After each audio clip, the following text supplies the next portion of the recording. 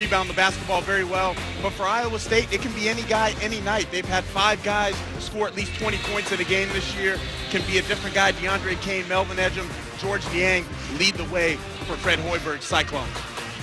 Starting lineups for this one ahead of our tip for the 7th-ranked Baylor Bears. Kenny Cherry taking the place of Pierre Jackson this year at point guard. Gary Franklin, Royce O'Neal, Corey Jefferson, and Isaiah Austin down low. On the other side for the Cyclones, 9th-ranked and one of the few undefeated teams left in the country. Kane, Thomas, Edgem, Hogue, and George Niang, the starting 5 for Iowa State. Their head coach, his 4th year. He's the mayor. He grew up in Ames. He's been a very successful head coach. Fred Hoiberg on the sidelines, and on the other side, Scott Drew, the head coach of the Baylor Bears, who has totally rebuilt this Baylor program into a national power. We are underway, and the Bears control the tip.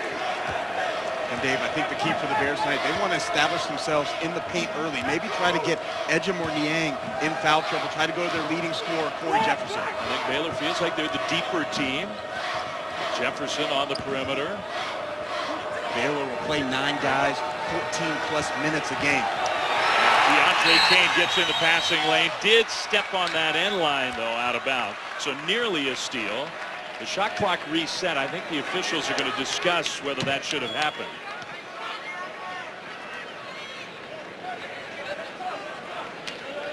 So Scott Drew is now wondering whether that clock should have been reset or not. Whether Kane had possession of the ball or just knocked it out of bounds. No, and they got it right. They go back down to 10 seconds because it ended up being just a deflection by Kane. They tend to shoot for Baylor. They keep the ball. O'Neal gets it into their point guard, the junior from Montreal, Kenny Cherry. Cherry pulls up for a 3 and hits the first shot of the game. Dave, you and I spent a lot of time with Coach Scott Drew last night, and he had nothing but praise for this young man. Kenny Cherry said he's kind of a jack of all trades, has every shot in the book, floaters, runners, and there you see the 3-point shot. I think it's been a surprise in the Big 12 in college hoops how well he has taken the place of Pierre Jackson. There's Niang. You see Baylor in the zone, trying to limit the matchup problems that Niang and Edgem can cause for Austin and Jefferson to bring them out on the floor. If the Cyclones make their outside shots, might be tough for Baylor to stay in that zone. But that zone could be effective for the Bears. Well, I think the zone, what it does, it can really protect Jefferson and Austin from having to come out on the perimeter and having to guard Edgem and Niang, both guys that can shoot threes as well as put the ball on the floor from the 3-point arc. Corey Jefferson made his move, had the ball stripped away and stolen. Quickly down the court, the freshman Matt Thomas skips it all the way to the other side. Dustin Hogue nearly lost the handle. There's Niang against the bigger Austin, losing his left hand. Well, Niang is one of the most skilled post guys in all of college basketball. And you see the size of Austin is not really going to affect Niang because throughout high school and AAU, George Niang went up every day in practice against Nerlens Noel, one of the best shot blockers in college basketball last year. And that's part of the reason why all that experience against Noel, why he has so much success against bigger players. Perhaps more athletic players. Cherry from the side. He hits his 2nd 3 already. I like what I see from Cherry. Not only is he knocking down threes 35% on the year, but really does a great job of taking care of the basketball. It's a play by Royce O'Neal to steal it away. O'Neal, they just left him wide open, so he'll shoot and hit the 3. A great start for Baylor. They've hit 3 threes in the first few minutes. Well, Baylor, you know, you think about their inside guys, Austin and Jefferson, but they're actually shooting 42% from behind the arc on the season, and they're just a poor decision by George Niang. Should have shot that basketball from about 5 feet. A rare turnover. Iowa State, one of the best teams in the country at protecting the ball. #1 in the nation in assist-to-turnover ratio are the Cyclones. Well, Baylor would love to be able to force some of those turnovers. Great start on the road for Scott Drew's team. But this has also been typical of Iowa State. I've covered them a few times this year at BYU and at the Diamond Head Classic. They're notorious for starting slow. Here's Gary Franklin on the attack. A long 2 is way off the mark. Hogue, who leads the conference in rebounding, grabs his first of this game. Here's Deandre Kane. Nobody stops Kane. Kane, the Marshall transfer, has just been spectacular all season long. He brings so much versatility. He's a big guard. He can post up, knock down threes in the finals of the Diamond Head Classic to help knock off Boise State. Niang got a hand on that one and then and knocked it off Franklin. But the first rule in basketball in transition is to stop the ball, and Deandre Kane gets a full head of steam, gives a nice in-and-out dribble, and no Austin, no Jefferson there to protect the rim. Yeah, Kane has just been tremendous for the Cyclones. #1 in the conference in assists, with the points, with the rebounds, does all those things you're talking about. And he's part of that graduate rule transfer from Marshall. First person in his family to earn a college degree. Thomas way outside. Jefferson had the ball knocked away from behind, but Baylor keeps it. Cherry pulls up near the free throw line. I think Kane might have altered that shot. Cyclones want to push tempo, score a lot of points. Niang off the dribble. That time Austin did block the shot. Austin, nice job of timing that up and not leaving the floor until Niang had gone into his shot. It's been a big improvement for him this year. He's playing inside on the offensive end and better on the defensive end. Franklin trying to get Jefferson a touchdown low. Jefferson had it poked away from behind. Good help by Thomas, digging down right there on the post entry. Kane trying to feed Edgem down low. And Edgem has not been involved in the offense so far. Well, here's the difference. When Baylor scores, they're going back to the zone. They can set up the 2-3 and really slow up Iowa State. But on misses, it goes man-to-man. And you can see Iowa State much more effective against the man-to-man of the Baylor Bears. Find those mismatches. They found one there. Already getting loud at Hilton.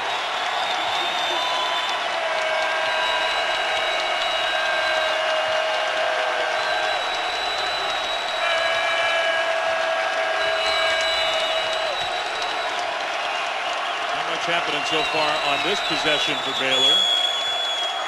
Shot clock under 10. Well, they're just playing outside of the arc the whole time, and now they settle for a desperation 3 that's contested. Sort of get bailed out by the offensive rebound. They need to get the ball back into Cherry's hands. He's been the most effective in creating his own shot so far for the Bears. Austin, who will shoot from the outside, the 7-footer. There still hasn't really been a deep post touch yet. Cherry, wild shot, rebound O'Neal. The follow didn't go. Well, here comes Kane once again in transition. And then lost the handle, turned it over. Numbers for Baylor. Cherry off the glass. Jefferson was fouled. Well, that was a sloppy sequence on both ends. So it sends us to our first timeout. Well, the Cyclones off to a slow start, but this guy keep an eye on that. Corey Jefferson out of the timeout at the free throw line. What a year for the 5th-year senior, and misses the first of 2 free throws. He's really made himself into a nice player. You know, when you get to learn and practice with pro guys during your college career, Epe Udoh, Quincy Acey, Perry Jones, you almost have no choice but to get better.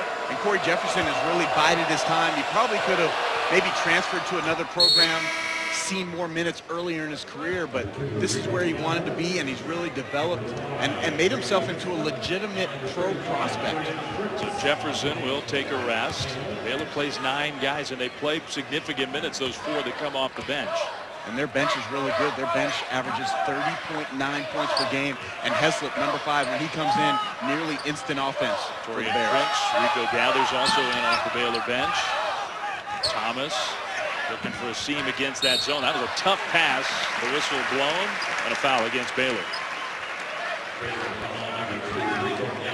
Gathers, who turns 20 today. It's Rico Gathers' birthday. Celebrating it on the court. A physical monster down low. A guy who wants to lead the country in rebounding. Well, Coach Drew called him and Ish Wainwright his bodyguards. He said he doesn't need much protection going on the road with those 2 physical specimens. Heslop pressuring the ball. Kane up top. Extra pass. Edgem along the baseline. His first shot attempt, no good. Out of bounds. And that one was, I thought, off of Baylor, but no. Iowa State arguing. They lose the argument. Yeah, and I agree with you. I thought that was off Baylor. I thought Kenny Cherry dug back and tried to rebound that basketball, but at this point in the game, they can't go to the monitor and review, but in the last 2 minutes of a game, they can. A good point. So late in the game, that kind of situation, we could see a monitor review. Baylor's missed their last 5 attempts from the field. They made those 3 threes right away. what's surprising, they haven't even got the ball really inside. The offensive rebound that Corey Jefferson had that sent him to the foul line is really their only touches in the paint. Trying to feed the post. That one goes out of bounds. Poor angle. Isaiah Austin needs to pass that ball to the wing to Cherry, who has a better angle to feed the post to Ricardo Gathers. Yeah, not a terrible idea, just not from that spot. The turnovers, that's interesting. Iowa State, they went on the road. They've played a Big 12 game. This is the Big 12 opener for Baylor. Cyclones went on the road to Lubbock and turned it over 5 times for the whole game. And 0 in the last 19 minutes and 50 seconds of that game. They have very high basketball IQ players, are really smart, take care of that ball. A 3 attempt from Naz Long. Long rebound. Cyclones keep it. Long will try again. And again, a little too strong. Baylor has the ball. And, you know, people might wonder, did Naz Long shoot that one too quickly? Fred Hoiberg has a long leash for guys. He's going to let them take open shots and let them play through mistakes. And Naz Long, one of the best three-point shooters in the Big 12. Monte Morris, the freshman from Flint, Michigan, got a hand on it, poked it away, and then the personal foul committed by Cherry. There's Naz Long, the sophomore from Ontario. Got a lot of Canadians in this game tonight on both sides.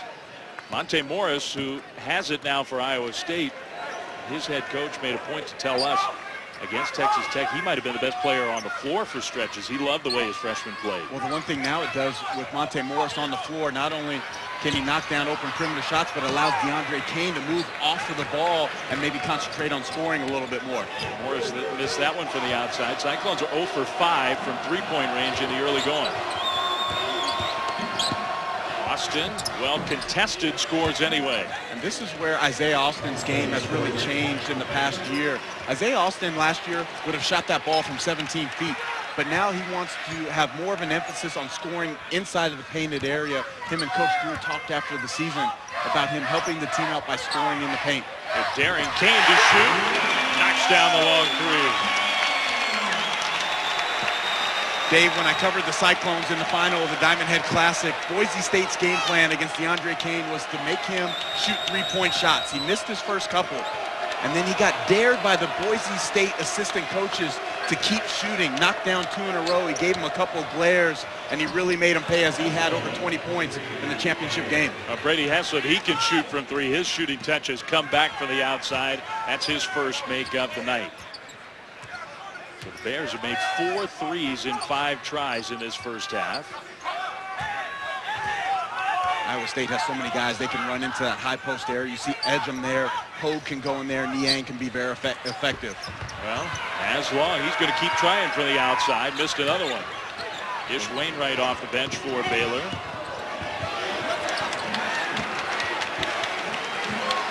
Heslett now will bring it out and look for a call from the bench. The official, Jerry Pollard, I think, was motioning to Scott Drew to get back to his bench. There's a steal from Kane and the finish.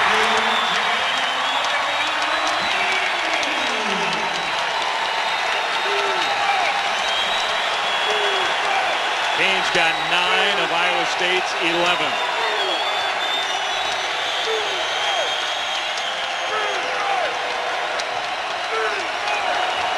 Double team. Austin passed up the 3. I think a little more what you're talking about. However, offensive foul.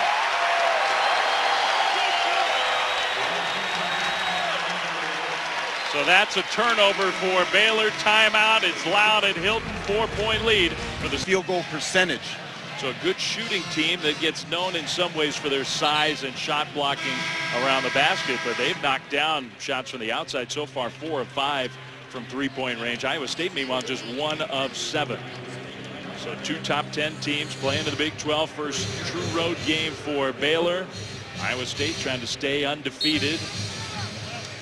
Win their 14th consecutive game, which would be a new program record.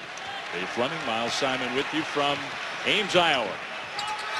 A quick double team from Baylor. Thomas pinned along the sideline. And that's a timeout, Iowa State. So that'll send us to a timeout of our own. 15-11. That's the first half score. What is focus? It's a wondrous sensation of clarity. Live on Watch ESPN. Phoenix, one of the surprising teams in the NBA, have Jeff Hornacek as their head coach. similarities the way they've been playing to the way this Iowa State team likes to play. This Iowa State team and the stuff they run has a very NBA feel. Brady Heslip, not this time from outside. The carom goes right to Heslip though. And there's Rico Gathers, so tough on the offensive glass, but he missed the finish. Got it again and got fouled. Man, is he strong inside. Yeah, and you hit it right on the head. He is so tough on the offensive glass. 3.5 offensive rebounds a game for Rico Gathers. Doing a better job of finishing around the basket this year, 55% from the field. But he is a low down low at 6'8", 270 pounds. He does not play big minutes, puts up a lot of numbers for the minutes that he plays. You see the rebounding totals. His rebounds per minute is just astounding. A great rebounder gets 1 rebound every 3 minutes, and that's a great rebounder. You're talking about like the Dennis Rodmans of the world. Rico Gathers right now is getting 1 rebound every 2.4 minutes that he's in there. So he's really active and he's aggressive. And Coach Drew told us last night that he's really bought into his role, and he wants to be, as you mentioned earlier, the best rebounder in the country. Big whistle against the Cyclones. George Niang with 2 fouls takes a seat on the bench, so he has not had much of an impact, Niang, in this first half, and now he's on the bench with the 2 fouls. And remember, not a lot of depth for this Iowa State team. Coach Hoiberg really likes to play about 7 guys. Morris off the dribble, looking for some space. Switch to the left hand, but missed the shot. I think Gathers got a piece of that basketball. He came over to help. Gathers, an excellent athlete. So even with their top shot blocker, Isaiah Austin, on the bench, they still have players that can challenge around the rim. Torian Prince, another quickly improving Bear. There's Gathers with the left hand. And there's where he's really improved. Last year really had struggled playing with his back to the basket. Was only really a good finisher in transition, but now you can post him up and get you a bucket. Kane for 3. He has been the offense. He's got 12 of their 16.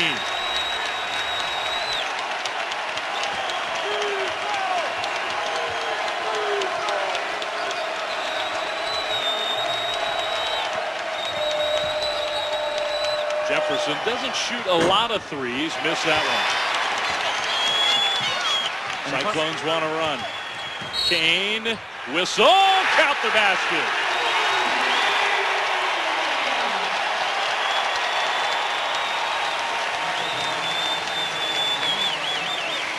Deandre Kane is not getting enough recognition nationally as one of the best players.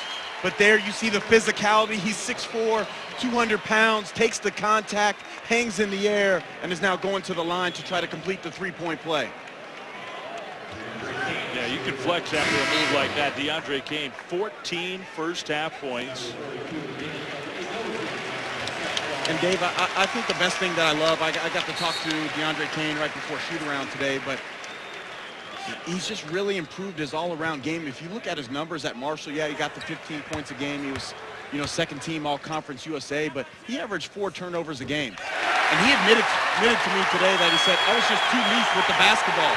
Down to 2 turnovers per game here. Shooting percentages are up, and that's why Iowa State undefeated right now. He came ready to play. Iowa State, it's their first lead. Jefferson, the spin move, another offensive foul. Hogue hit the deck. Jefferson called for the foul. And I don't know if Corey Jefferson even needed to spin right there, but that was just his go-to move. He should have just attacked to the middle, maybe gone to his baby jump hook. Baylor, that's their 8th turnover in the first 12 minutes of this game. Iowa State, a team not known for its defense, an offensive-minded team, but playing good defense so far in this one. A couple of freshmen on the perimeter, Morris and Thomas. Matt Thomas from Wisconsin, one of the best shooters in high school basketball last year. And they expect big things from him in his Iowa State career. Shot clock under 10. Down to 5.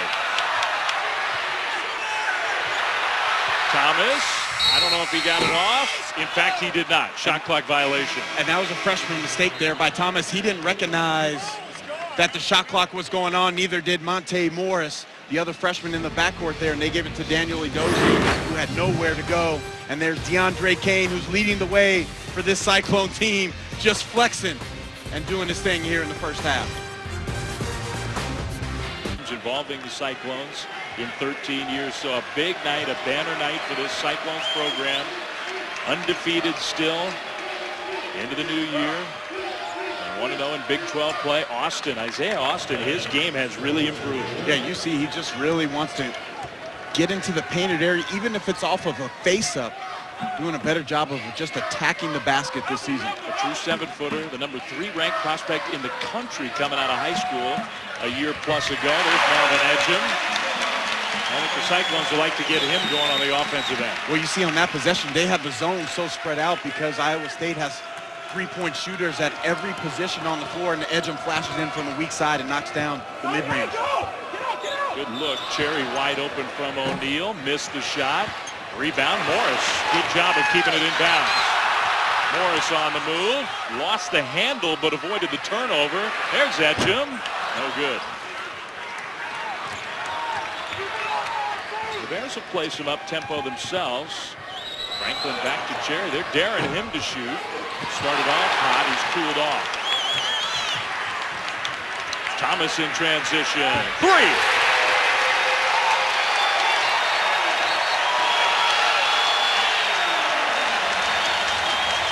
Timeout, Baylor. And there's where the Cyclones really hurt you. One and done on the other end. They get the long outlet. Monte Morris has his eyes up all the way, and he finds, sorry, that was Naz Long, and he finds the shooter, Matt Thomas, right in rhythm. And in transition, shooting the 3, important that Naz Long hit him right in his shooting pocket, and that led to a perfect jump shot by Matt Thomas. So good feed, and as you said, Fred Hoiberg, who is a great three-point shooter himself in his Iowa State career, one of the all-time leading scorers in this program's history, in his NBA career, he encourages his shooters to keep shooting. Yeah, even if they miss 4 or 5 in a row, he knows that these guys, Matt Thomas, Melvin Edgar, they'll find a way out of any shooting funk that they might be in. 11-2 Iowa State run, their biggest lead of the game. That run has come quickly, last 2.5 minutes.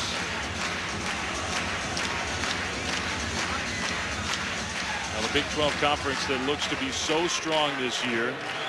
And these two teams both have the look of contenders. Well, usually the biggest question is will Kansas's reign end this year? Kansas loses at home to San Diego State this weekend.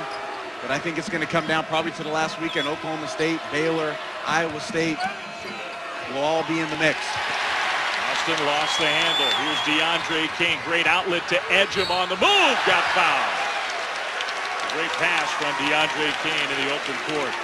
Well, when you're the Baylor Bears right now, you have to be on a full sprint on a missed shot back because Iowa State is going to be in attack mode. And you see Kane has beaten guys off the dribble. They'll throw it up off the pass and attack. Edgar, Hogue can all run the floor at a high speed. 2 fouls for the birthday boy, turning 20 today, Rico Gathers.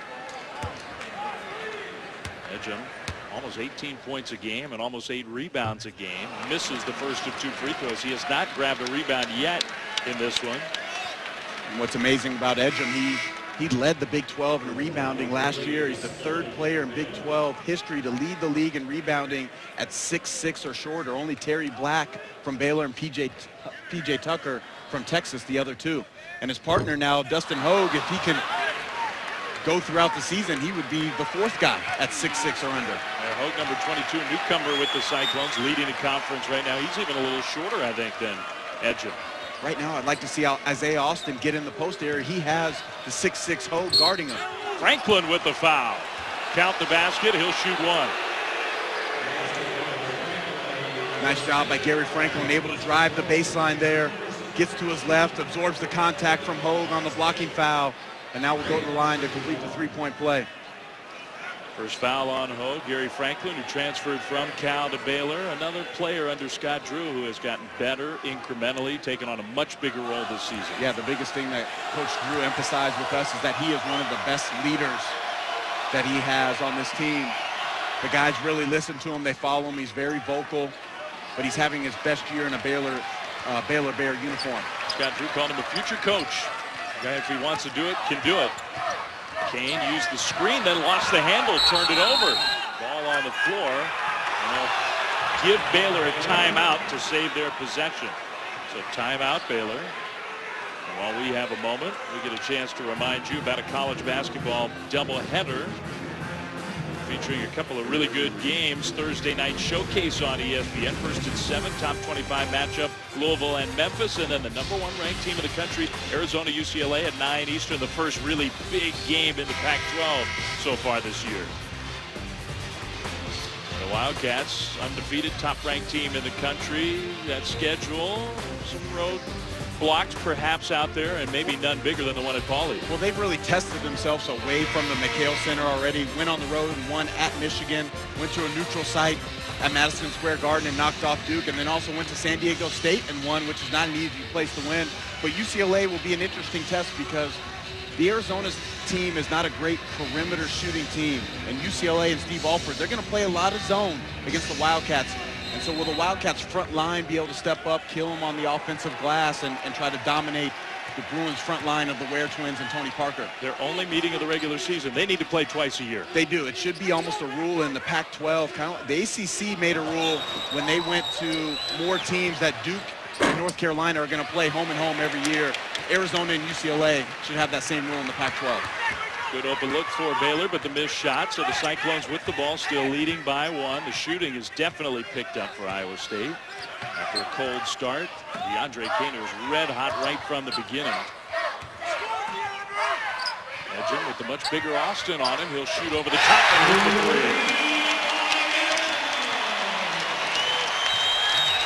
3. Edgem passed up the shot on the first pick and pop action.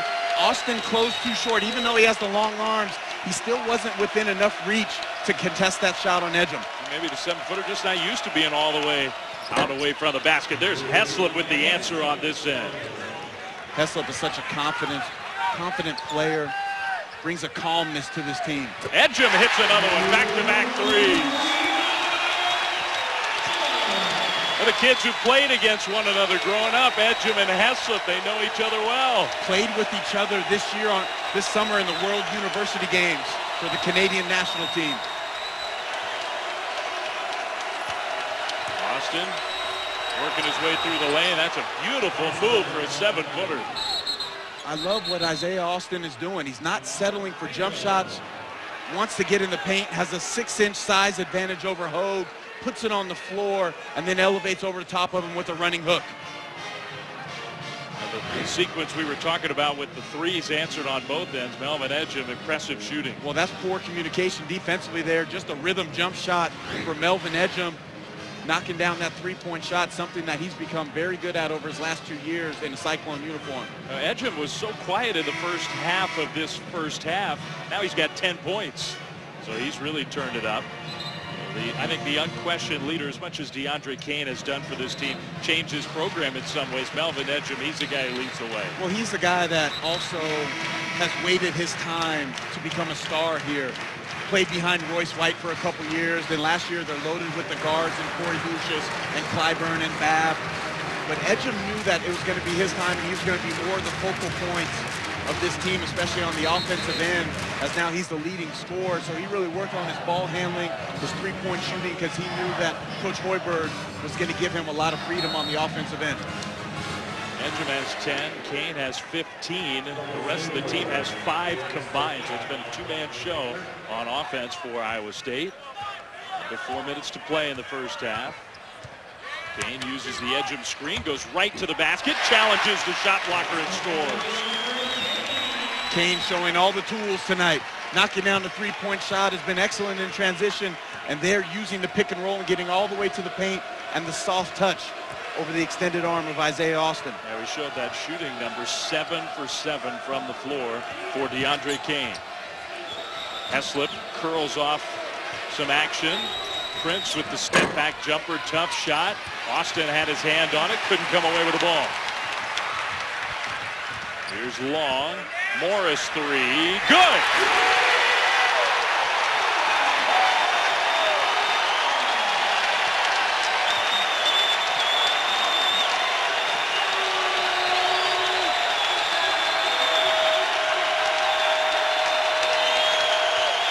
Gary Franklin, the putback dunk for Prince. And what a big momentum basket there for the Baylor Bears as Taurean Prince follows up, Gary Franklin's miss on the layup quiets the crowd here. Hilton Coliseum, this place is electric, and they love to get loud. Edgem back to Kane. Kane again tempted to shoot that three. Instead attacks and draws the foul. So it's a shooting foul. Deandre Kane will be at the line when we come back to Ames. Look at the numbers for Deandre Kane. He is showing off everything in this first half tonight. And Deandre Kane just getting all the way to the basket. Left foot, left hand finish. Okay, 2:18 to go until halftime here from Ames. The 9th-ranked Cyclones of Iowa State with a 5-point lead over the 7th-ranked Baylor Bears in the midst of this so exciting season for Iowa State. Sadness because they lost one of their all-time greats, longtime head coach Johnny Orr. They're wearing a patch. His banner hangs here at the Hilton Coliseum. Such a character, such a big part of the fabric of this program. A mentor to Fred Hoiberg, the head coach at Iowa State. And Johnny Orr, who is a true original, 2-time Big Ten Coach of the Year at Iowa State to the NCAA tournament for the first time in 41 years back in 1985. And he was Fred Hoiberg's coach, and they called him an entertainer. He used to come into the arena to the Tonight Show theme song. Gary Franklin rattles home the three. Gary Franklin just much more confident in his game, taking better shots this year, therefore higher percentages. And then look at this poor transition defense. Terrible communication by the Bears after a made shot to give up a wide open three on a secondary break. That has to upset Coach Scott Drew. They left the freshman Morris wide open. Prince against the double team. That's a travel. The double teams on the Baylor Bears post players have been really effective by the Cyclones, taking them out of what they want to do in their back to the basket game. Those turnover numbers, Iowa State had most of theirs in the first few minutes of this half. Baylor 10 turnovers in the first half. Iowa State has also picked it up big time from the perimeter. They were 0 for 5 from 3, 7 for their last 9 from the outside. Edgem passed up the 3. Long 2 is good.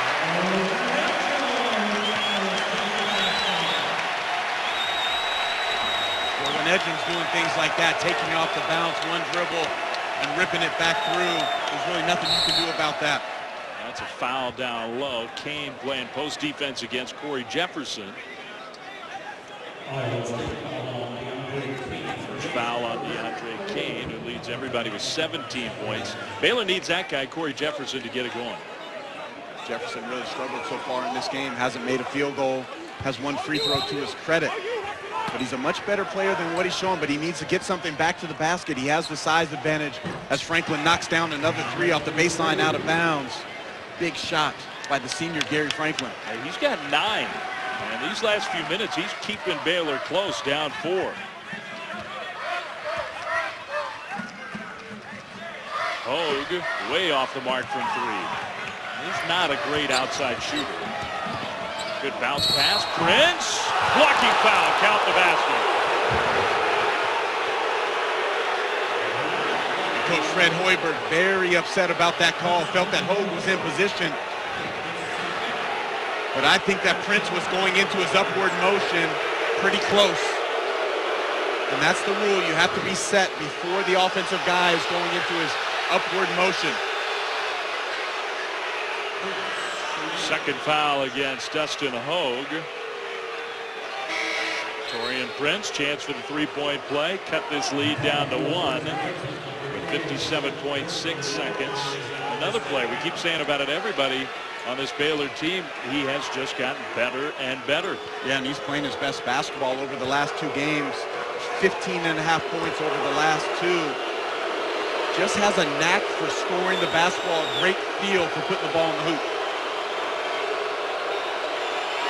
Prince misses the free throw. Percy Gibson, the junior from Detroit, just off the bench, grabbed the rebound for the Cyclones. Edgem looking for Gibson. Well, foul trouble can be an issue for the Cyclones. Niang already on the bench with 2. Gibson got good position. That's a foul against Baylor. Jefferson commits the personal, his second. Iowa State's in the bonus. So Percy Gibson's going to the free throw line.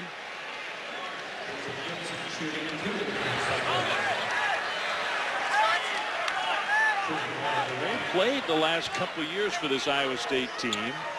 His role at times this year has been diminished a bit. Misses the front end.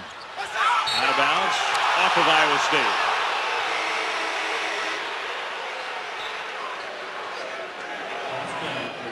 Cyclones, a good shooting team. They are 1 of 6 from the free throw line. And that, you don't see that very often from this Cyclones team. Just a tiny difference between game clock and shot clock. So in essence, Baylor can hold for the final look. And right now, if I'm Baylor, I feel pretty good about the half. Maybe I gave up too many points to the Cyclones. We had some defensive mistakes.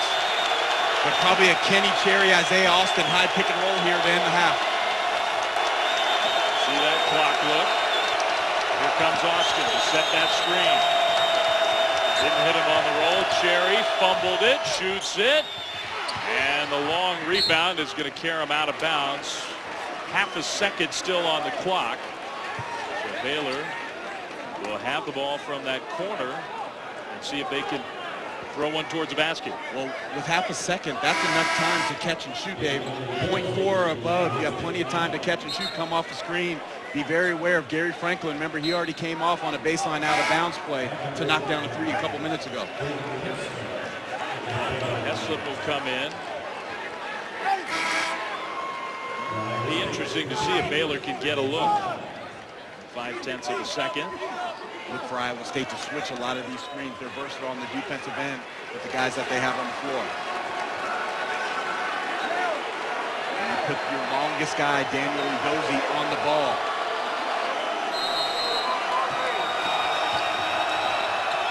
Austin heaves one up. It almost went down. The 7-footer nearly banked in a three at the buzzer. Very entertaining first half. Iowa State has the 2-point lead. Iowa State, Deandre Kane really carried him on their back, but the Baylor Bears able to maintain even without Corey Jefferson contributing much on the offensive end. Let's head to the studio. It's the Land Rover halftime report. It's keeping the Bears close. Well, it really got Kenny Cherry. He knocked down his first two, and then Gary Franklin late in the half made another two, but 7 for 14. But this is a team 5th in the nation in three-point field goal percentage. You would think they would work the inside a little bit more, but the three-point shot keeping them close. Yeah, I think sometimes with Baylor we talk about that guy Corey Jefferson, we talk about Isaiah Austin, the shot blockers, the size down low, but they can shoot the ball. Yeah, their perimeter's really good. Cherry, Franklin, and when you bring Heslip off the bench, all those guys capable of knocking it down behind the arc.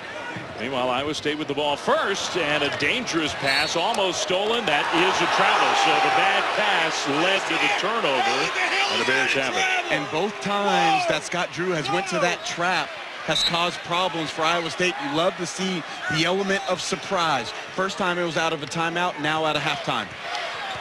That's the 4th turnover for Deandre Kane. He's gotten so much better at that this year. On the other end, a travel and a Baylor turnover. I would have liked to see a post-entry pass there to Corey Jefferson. He had the Cyclone defender on his back. Austin needs to get him going. Leading scorer on this Baylor team at 14 points per game. Only 1 in the first half for Corey Jefferson. So 2 of the real standouts. Jefferson on that side, alley-oop, and Edgem couldn't quite finish. Couldn't dunk it home. Jefferson might have altered the shot. So here comes Baylor. Jefferson wants the ball. So they do give him the touch. A nice pass out of the double team. Cherry open. Tip in. Good from Austin. Austin just longer than anyone that Iowa State can put on the floor. 7 foot 3.5 wingspan. 8 rebounds already to go with his 8 points for the 7-1 sophomore. George Niang just didn't contribute much. Kane challenged Austin. Didn't get the whistle. Great defense by Austin. Just stood big, used his length. Kane tried to initiate the contact. Great no call by the official. You see Niang, 31 for the Cyclones, playing defense here on the ball against O'Neal. He's got the 2 fouls. Franklin takes the handoff, spins around, the lob for Jefferson. Nice play. I thought Franklin was going to shoot that basketball, but as he spun, he had his eyes up and delivers the perfect lob pass to Corey Jefferson. So Baylor's back in front, 42-40. And sometimes just for a guy like Corey Jefferson, seeing the ball go in is going to give him more confidence throughout the second half. Reach-in foul as Niang made a move. First lead since it was 2019 for Baylor. And Gary Franklin off that dribble handoff. Hogue kind of was just in no man's land. He wasn't going over there to help. He should have stayed attached to Jefferson. I think you also have to appreciate two guys who played a lot of basketball together. Franklin and Jefferson know each other well. Hogue double teamed, tries to pass out of it. It's off of Baylor. Cyclones keep it, but that trap, the double team, it's been effective for the Baylor defense. Yeah, they're so long and athletic, it's hard to see. Really, if you're an Iowa State Cyclone player, you have to present yourself to the guy with the basketball. On the inbound, a whistle, and another foul. This one called against O'Neal. His second personal, the second team foul in the first minute plus. Baylor avoids fouls almost as well as any team in the country. Those fouls starting to pile up a little bit. Niang, Austin tried to block the shot. Kane, a lob, and Edgar finishes. And there's where Kane is so good. He could have shot that basketball, but he averages 6 assists per game, but he's unselfish and gives it off to his teammate for an easier shot. Leads the Big 12 in assists, Deandre Kane.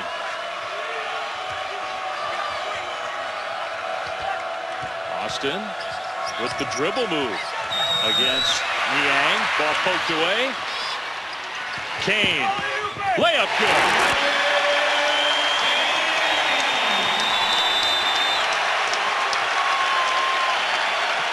Live ball turnovers are a killer against Iowa State, especially in Hilton Coliseum.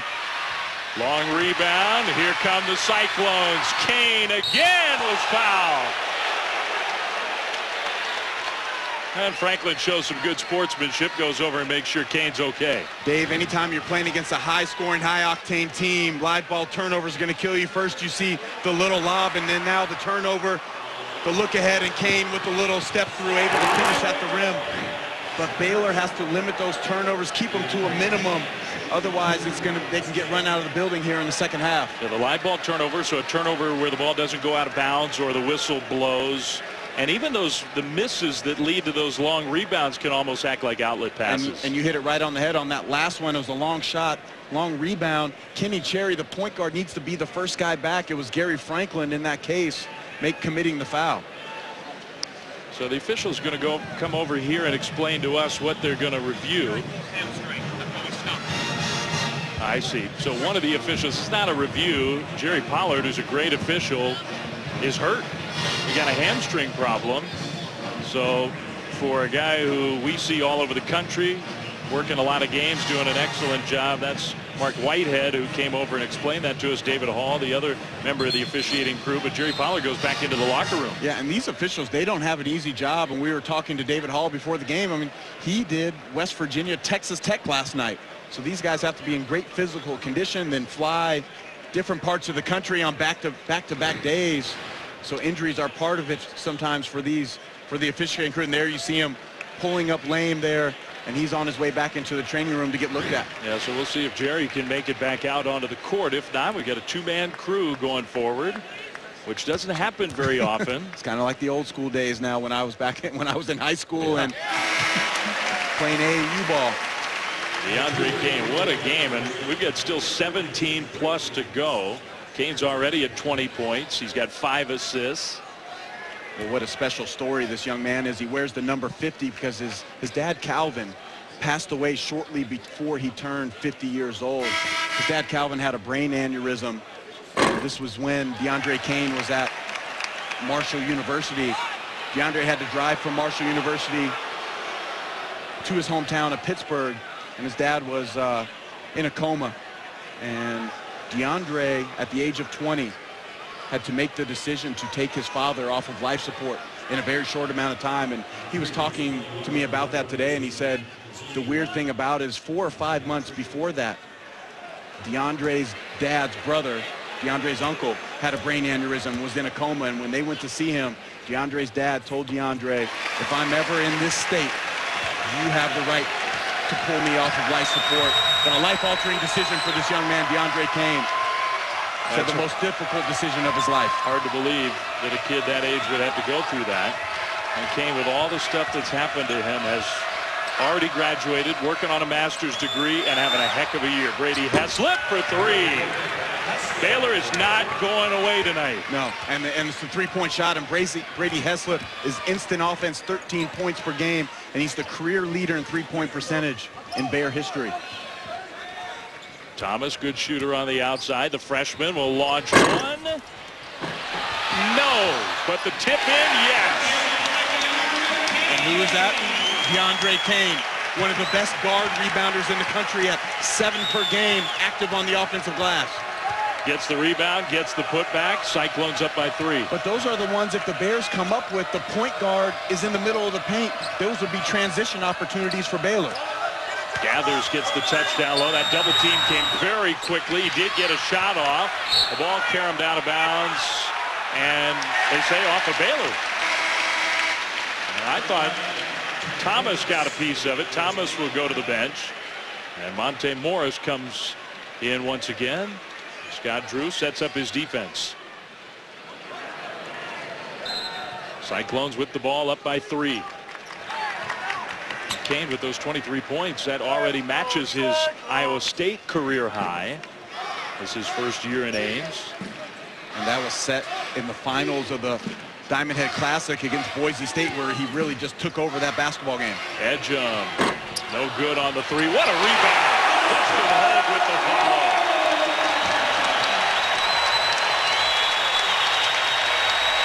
His first basket.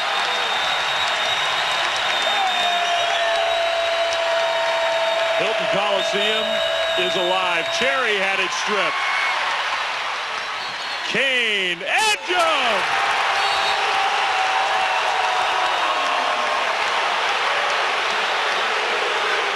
They called a technical foul for hanging on the rim, and the Cyclones can't believe it.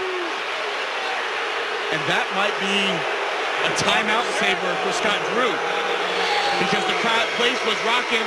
It was electric in here with the slam dunk on the transition. But now Scott Drew is allowed to, he's gathering his team together. Matchup tonight in college hoops, featuring a couple of top teams. Ohio State, one of them. Off the technical, Brady Heslip at the free throw line. Those are the unbeaten still remaining. Ohio State has to play on the road at Michigan State as Heslip makes 1 of 2 free throws. What's interesting about that is why Heslip shot those free throws. He's only 75%. Kenny Cherry is 93% on the year and had made 21 in a row. Well, that might have cost Baylor a point. Edgum had that spectacular dunk finish, but called for the technical for hanging on the rim. And I don't think that was much of anything that Melvin Edgar did on that. So now here's where Baylor really gets tested. It's their first road game of the year. And there you see a bad shot, push off on Rico Gathers.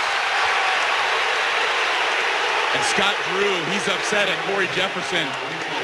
I think because he's settling on that shot, not attacking, not being aggressive. Gathers his 3rd personal foul. Jefferson with the quick shot. Ball back to Iowa State. You would think about this Baylor team last year. Pierre Jackson is a guy in a hostile atmosphere that could take over a game. Now, who's that guy for Baylor? And I know they have a lot of options. They play 9 guys. But who's that demonstrative personality for this team? George Niang with the spin move. Shot rejected by Jefferson. You're not going to knock the ball away from Gathers, by the way. It was like Kane was just a little gnat on Gathers' arm. Here's Cherry feeding Jefferson down low with the basket. And that's how you post up like a man. And I love that Scott Drew got on him the possession before. And you see Corey Jefferson taking well to coaching. Niang in transition. No good. Jefferson way up there, and he was fouled. So Corey Jefferson woke up after that shot. His coach came out and talked to him. Last 2 possessions. Yeah, Drew was 5 feet out on the court, right in Jefferson's, almost right in Jefferson's face. And then he posts up like a man, and then that was a great defensive rebound right there by Jefferson. Let's see, they should go right back to him right now, see if he can continue his aggressiveness. 3rd foul against Dustin Hogue, who has only 2 points. Cherry almost turned it over. Jump ball. Arrow favors Baylor, so the ball will stay on this side of the court. And as Long checks in. Hogue with the 3 fouls comes out for Iowa State.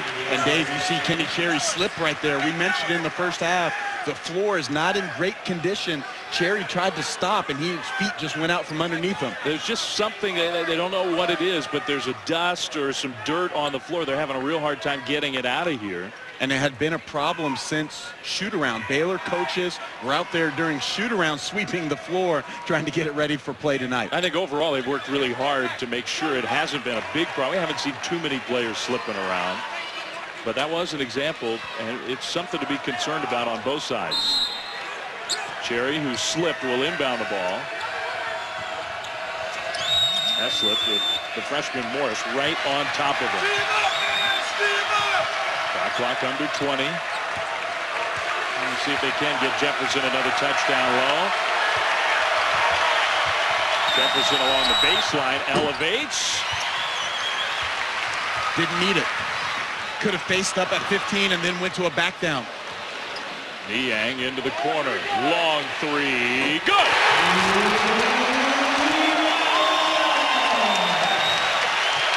Naz Long, the sophomore from Ontario, Canada. He only made 5 threes all of last year. Already has 27 going into tonight's game. 3 for O'Neal. Way too strong. Another rebound, Kane. On the move, Edgen, layup good! And he hit the ground hard, and he is hurting. Gets up. There was no foul call. Biggest lead for the Cyclones. Look at the unselfishness. His head up on a swivel is Deandre Kane, and he finds Melvin Edgar, who takes the hard hit as he's sprinting the lane. Edgar actually initiated that contact, had his elbow out there. Good no call by the official, but the Baylor staff wondering why they stopped play. Usually when it's inbounded, they would let the offensive team go down and finish their possession. I think it's a good question. Of course, remember, we have a 2-man crew right now. One of the officials is hurt. Heslip from the corner. Baylor needed that one, a big 3. Veteran leadership out of Brady Heslip. Even though it was a quick shot, but he's right in rhythm and he's feeling good from behind the arc. He's got 13, 6-point lead for the Cyclones. And that might be the biggest bucket of the night so far because it quieted the crowd and stemmed this run of the Cyclones. It just gets so loud inside Hilton Coliseum. They've waited a long time for a game like this here. Top 10 matchup, Kane, finger roll. What a night for Deandre Kane. If Kane can keep playing like this, you have to almost start mentioning him in like All-American status because his numbers are so ridiculous.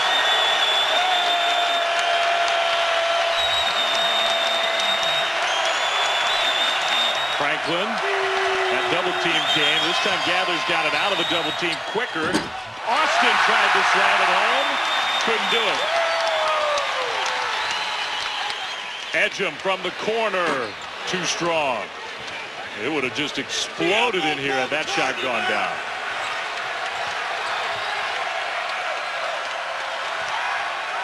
Now Scott Drew actually stepping onto the court to call out a play. Hard to hear. And they have to use a lot of hand signals to be able to communicate the play calls. A whistle before the shot, so a foul on the floor, not a shooting foul, sends us to a timeout. Iowa State playing so well. Brady Heslip trying to keep the Baylor Bears in this thing. Well, Brady Heslip showing some veteran leadership. He comes off the baseline screen, has his feet set, plants, keeping it tight here for the Bears. Still getting used to saying that. Syracuse, North Carolina, Saturday noon Eastern on ESPN. Off the inbound play, Heslip thought he was fouled. The outlet, Morris, and the freshman lays it in, plus a foul against Gathers. Count the basket. He pushed Edgem to the ground, trailing the play. Enrico Gathers storms away from the official. That's his 4th. And the problem with that play, the point guard in this case is Gary Franklin, but he was the inbounder. So on the missed shot, there's no defensive balance there for the Bears because then the shooting guard, Heslip, took the shot. No recognition by the Bears. A poor decision by Gathers to push in the back leads to another easy bucket for the Cyclones, who are dominating in fast break points, now 13-0 today. Baylor's got to get back on defense. They're getting burned. Edgem off the inbound. So what means is the basket count plus the Cyclones with the foul keep the ball. Deandre Kane just having a monster game with the ball off that screen, and he was looking for a long to catch the bounce pass. It went right between two Cyclones. Kane can't believe it. How about the numbers for Deandre Kane, Miles? 25 points, 5 rebounds, 7 assists, 3 steals. Dave, I know this is your first time seeing him in person, but I've gotten to see him at the Diamond Head Classic and also at BYU. It's a special young player that we're watching, and really the reason that he transferred from Marshall, he said he wanted to prove himself at a higher level, and he's showing that he can play with the best in the country. Long stole the pass, edge him again in transition, not this time. Now here comes Baylor trying to answer, down 10. Baylor needs a good shot here. Prince, that's a whistle and a foul, no shot. Baylor's asking to count the basket, but the foul before the shot. And that's called against Niang, his 3rd personal. Really impressive. The Cyclones are playing this well with almost nothing from one of their stars, George Niang. Well, if we revisit the one-on-one, Dave, we talked about it can be any guy, any night for this team. They've had 5 guys, 5 different players score 20 points or more. They have 4 guys that average double figures, which is a rarity across the country. That's a good point by you right from the outset. And it's a nice luxury to have. If one of your stars doesn't play well, there are other guys to pick up the slack. The game's getting a little heated. And remember, again, we've got Mark Whitehead and David Hall out there. Just a 2-man crew. Jerry Pollard, the 3rd official, pulled a hamstring here in the second half. Dave, you can tell we're in conference play. Yep. This means a lot. And for Iowa State, you want to hold serve on your home court throughout conference if you want to win this league. And for Baylor, you need to steal 1 or 2 games on the road against top competition. Iowa State trying to set a school record with a 14th straight win. Baylor trying to win here for the first time ever. Prince, nice move, just couldn't finish. 3 Iowa State defenders on the inside on that block out. Kane, rebound, and the foul. Dustin Hogue goes to the line. I'm telling you right now, the Cyclones are the hungrier team in the second half. This was a 2-point game to start this half. Iowa State much more energetic in the second half, getting stops and then getting runouts. Foul against Austin, his 2nd. Hogue continuing his rebounding prowess. Such a quick jumper, plays so hard, leading the Big 12 at 6'5". That's his height. Leading rebounder in this conference. And I think when we talk to Coach Oiberg, he's really exceeded expectations. They expected him to come in and start and play well, but to average nearly a double-double, they said he brings great energy to each and every practice, obviously in the game, and he's their best perimeter defender. Think of all the stars in this league. He's already earned a Big 12 Player of the Week honor. 12-point lead, biggest lead.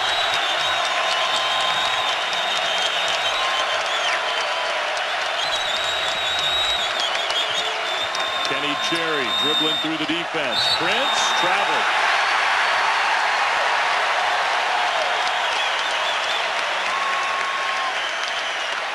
"16 turnovers for Scott Drew's team." And Prince is a guy that's still trying to get comfortable as a perimeter player. He's much improved from last year, but still has a little ways to go. You can see he doesn't really want to shoot the 3-point shot. Wants to always put it on the floor. Double team, but Long just dribbled right around it. Hogue was open under the basket. Now it's Deandre Kane. Shot was partially blocked. Austin comes down with the ball. Franklin on the move. Pass was deflected.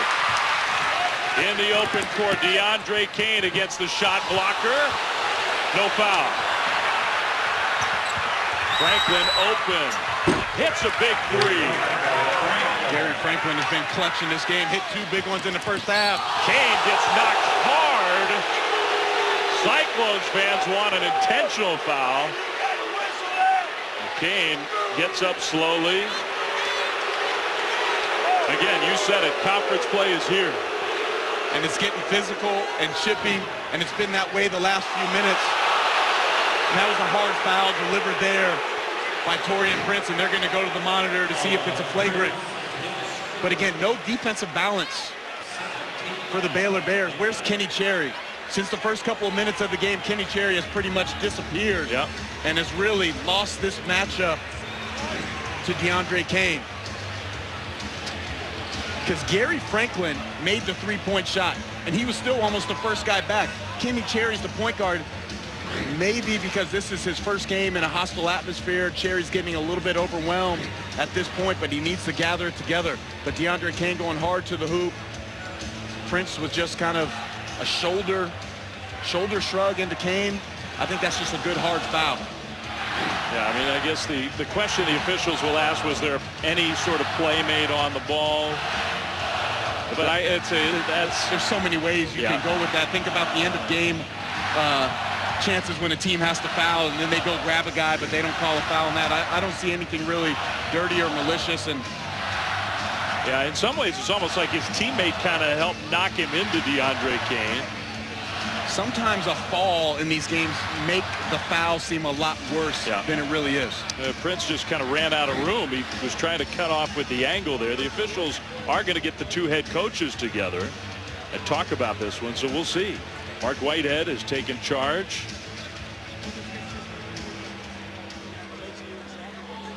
So they're explaining things to these two coaches.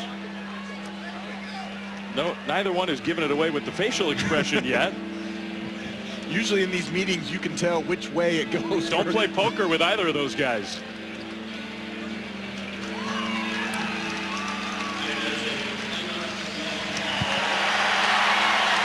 So they have called a flagrant 1 foul against Taurean Prince.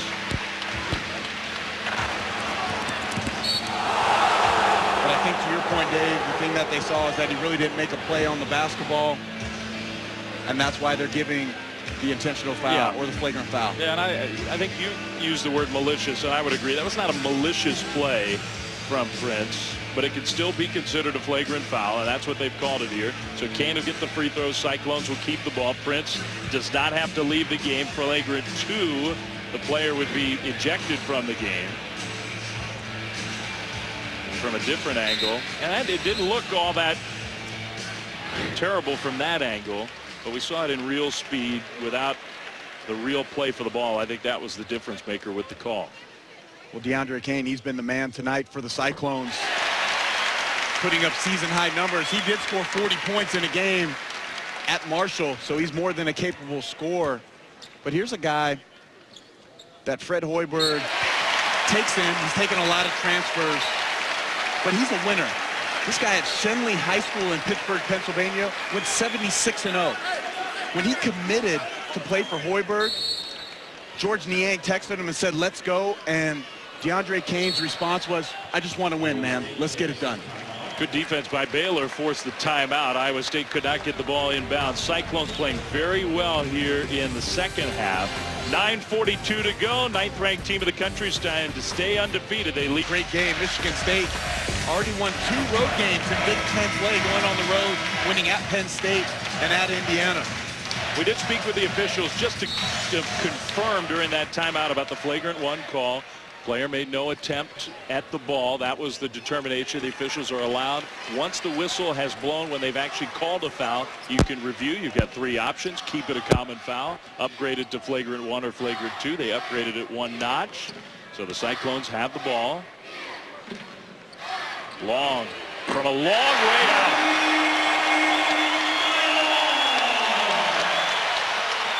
Iowa State starting to pull away. There's Prince in transition. One of the few transition opportunities, and that was off a made basket. I know Coach Hoiberg's not going to be happy about that, not getting back and stopping the basketball. But Naz Long knocking down the 3 on the other end. Great block by Austin. Kane driving the lane. Prince again in the open court. Prince layup with the foul.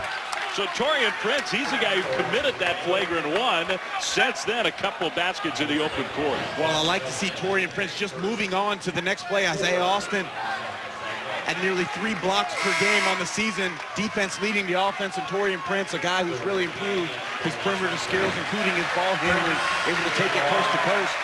But for Baylor to come back and make this game close at the end, it has to start on the defensive end, where Iowa State is shooting nearly 50% from the field on the night.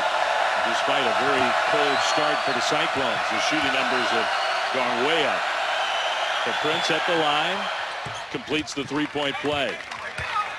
Edgem takes a seat on the bench. Niang is back in for Iowa State. And let's see if Baylor can put together back-to-back stops. That's been difficult in the second half.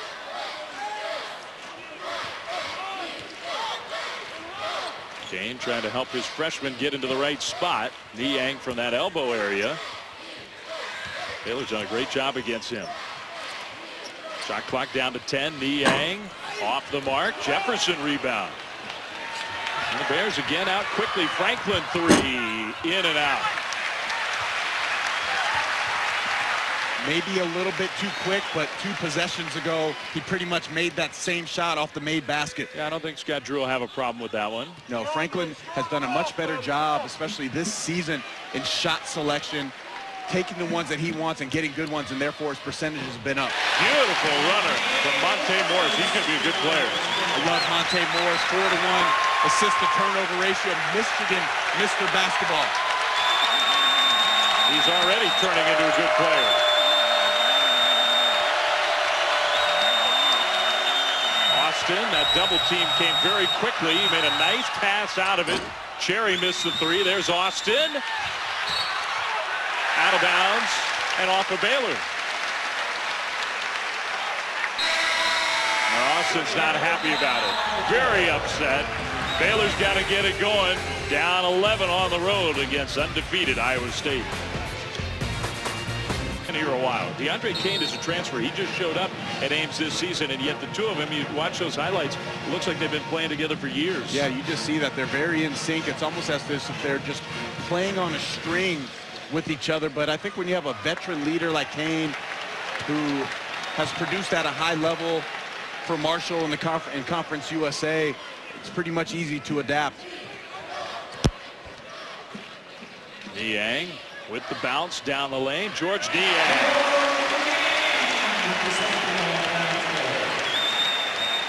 Niang's been quiet tonight, but over his last 7 games, 19.5 points per game, including 44% from the three. So many weapons on the Cyclones roster. Just his second basket in this game. Down to 7 minutes to go. Baylor's starting to run out of time. Prince doing his best. Missed the shot. There was O'Neal. Missed the follow. Hogue with another board. O'Neal kind of just rushed that one. He could have just laid it up over the front of the rim. No Iowa State defender was in the area. Those shooting percentages going in different directions. Niang. Flip down low. Reverse. Beautiful pass. Great chemistry. Such unselfishness by the Cyclones. Niang, second in assist on the Cyclones roster. Gathers on the floor, calls timeout. Iowa State wanted to travel, but he got the timeout. Baylor has just one left. The Bears looking for their first ever win at Hilton Coliseum. They brought a lot of good teams in here. They've never come away with a victory. Iowa State, meanwhile, trying to remain undefeated. If they do, they'll set a new Iowa State basketball record, 14 consecutive wins. One of 6 undefeated. Cyclones, the only program in the country with both the men's and women's teams still undefeated. Iowa State. Baylor's the only program in the country. Both the men's and women's teams are in the top 10. So you got great hoops at both these schools. Kenny Cherry, who's been real quiet with the left hand, gathers, tried to tip, and Kane, who else, comes away with it. The lob, Kane finishes. They don't care who gets the shine, Dave. Naslong could have laid that ball in. He said, no, Deandre, you've been unselfish all night. I'm going to come right back to you, get some more points. Kane steals the ball away. 5th steal for Deandre Kane. He's done everything. He'll get his teammate Niang a touch. Double team, splits right through it, but throws the ball away. Well, Baylor, they need baskets, and they need them in a hurry. This game has gotten away from the Bears. Iowa State led by just 2 at halftime. Cherry, tough turnaround. Well, he's been quiet. They needed a lot more of that early on. This game has got a little bit out of hand. But Kenny Cherry, he's going to have a nice season, especially in the Big 12. But they'll need him to play much better, especially on the road. He hit 2 threes in the first few minutes of this game. That's his first basket since then. So he's just been silent, invisible. Niang, up and under move. He does that so well. You would almost say he has a little bit of an old man's game. He's so fundamentally sound, great footwork, can shoot with either hand. Rebound, Deandre Kane. Again, I think it's worth repeating. Deandre Kane has 29 points, 8 assists, 7 rebounds, 5 steals. He's not that far from threatening a quadruple-double. If you didn't know about Deandre Kane before tonight, now you know. One of the very best players in the country so far this year. Morris challenged, missed the shot. And like I said, I think the biggest thing that Kane brings to this team, besides the numbers, is just a winning mentality. Didn't lose a game in high school. Had some success at Marshall, but wanted to prove himself at the highest level, and he's doing that for Coach Fred Hoiberg. A foul against Morris as Prince put the ball on the floor. There's Deandre Kane. Graduated, so he's taken advantage of that rule. He got his degree at Marshall. Kid was not an immediate qualifier out of high school, so I think he deserves a lot of credit. He's become a much better student, worked really hard, now working on a graduate degree. And he said his mom, Carol, that's what she's most proud of, is that her son got that college degree. Well, Iowa State sort of fell asleep on the inbound play. O'Neal lays it in. Does Baylor have enough time for a comeback? They're down 15 on the road. Going to be tough. They need stops first. They have not been able to slow down this Iowa State offense. Dave, you and I talked before the game. I was wondering if Baylor was going to have to play small. A lot of teams have to end up downsizing to how Iowa State plays. And look at this lineup in the game here for the Bears. As George Niang shows some more versatility, able to put that basketball on the floor and just go by the Baylor Bears defender. So many options, so many weapons. One of the best teams in college basketball is the Iowa State Cyclones. And State as the Buckeyes try to stay undefeated. Iowa State trying to do the same here tonight in Ames. The 9th-ranked Cyclones have lengthened their lead up big now over a very good Baylor team that's already knocked off the likes of Kentucky this year. George Niang, who spent much of this game on the bench in foul trouble, has come to life in the last few minutes. Well, Coach Drew really praised this team. Remember, this Baylor team, they've won the postseason NIT, and they've really brought a lot of momentum from that into the season and helped with the extra practice time. And Baylor will be there when it comes down to the final weekend in the league. Now, they may not win it, but they'll be right there in the top 3 or 4. It's still a very talented roster, but they ran into a buzzsaw tonight in one of the hardest places to win in a very underrated arena. Your first time here, Dave, Hilton Coliseum. Hilton Magic in full force tonight, and the Cyclones have used it to their great benefit. And Baylor had not played a real true road game this year.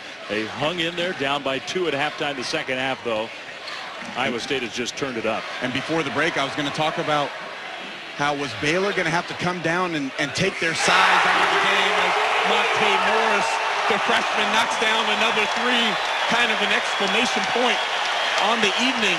But no Isaiah Austin and no Corey Jefferson down the stretch for the Bears. Biggest lead for the Cyclones.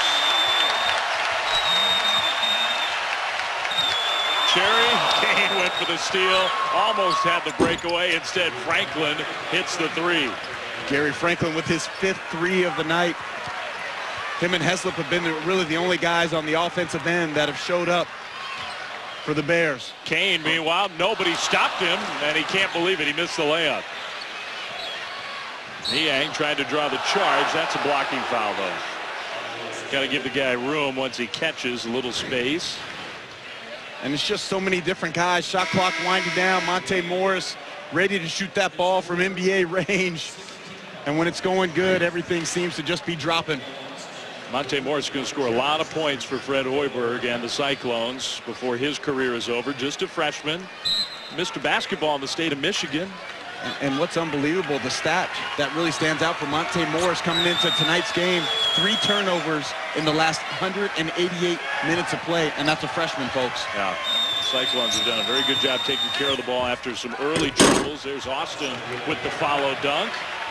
I think he's improved a lot. Not a great second half for Isaiah Austin, but I see some good things from him. Yeah, I think he's really matured, and Coach Drew talked about how he's really grown off the floor. Now, let's remember, he had shoulder surgery for a torn labrum in May. For 4 months until August, he couldn't even shoot a basketball or lift weights. And usually for a freshman, their biggest jump is in that freshman to sophomore offseason. Austin wasn't really able to contribute to the offseason program.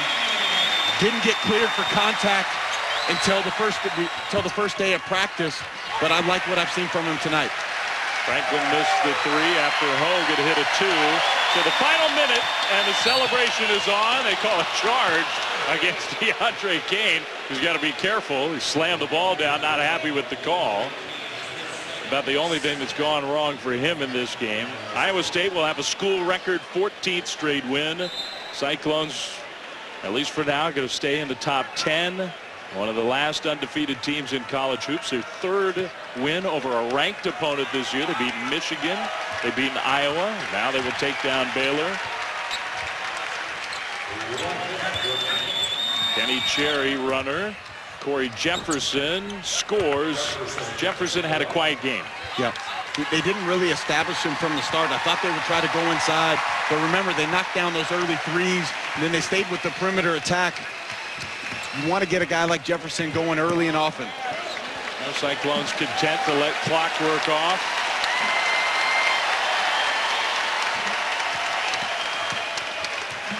This was the first game Iowa State played top 10 opponents head-to-head in 13 years. I don't think it'll be the last this year. I think they'll get another chance to do it. Kane was fouled pretty hard. He'll go back to the free throw line. Deandre Kane at the line with 29 points, trying to get to 30 plus, 9 assists, 8 rebounds, 5 steals. Those are special numbers. Only one other guy in the country is averaging 15, 7, and 6 per game, and that's Kyle Anderson, who has a lot of those same versatile skills that Deandre Kane brings to the table. Another guy who plays the forward spot but can post up, just kind of like Kane. They're a little bit different players, but both of them stat sheet stuffers.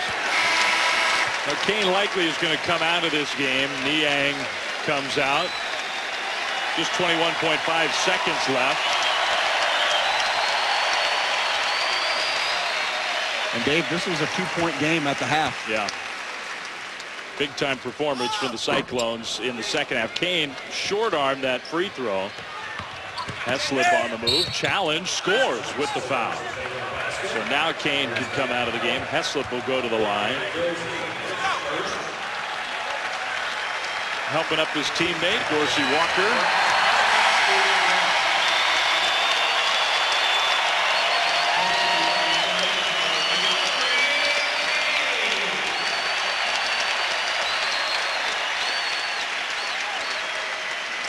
They've fallen in love in Ames. They got a new favorite. Deandre Kane has just been tremendous for this program. And a rebound for Hogue. Shot clock off, so the Cyclones can just dribble the clock out here. That's what they'll do. Well, a dominating second half performance by Iowa State, led by Deandre Kane, Melvin Edgar. Very impressive. This Cyclone team is the real deal. 14th straight win, longest win streak in school history. I think it's safe to say they've got one of the best teams they've ever had in this program's history. And Deandre Kane, he's a big reason why. Yeah, Deandre Kane just showing all the tools tonight. Scoring, defense, rebounding, leadership. Helped them really extend that lead in the second half, where he just took over this basketball game. Top 10 matchup did not disappoint. The Big 12 is going to be fun this year. Super Tuesday from Ames, and Iowa State gets the 87-72 victory. That's our final score. Cyclones over the Bears. Coming up next, NBA.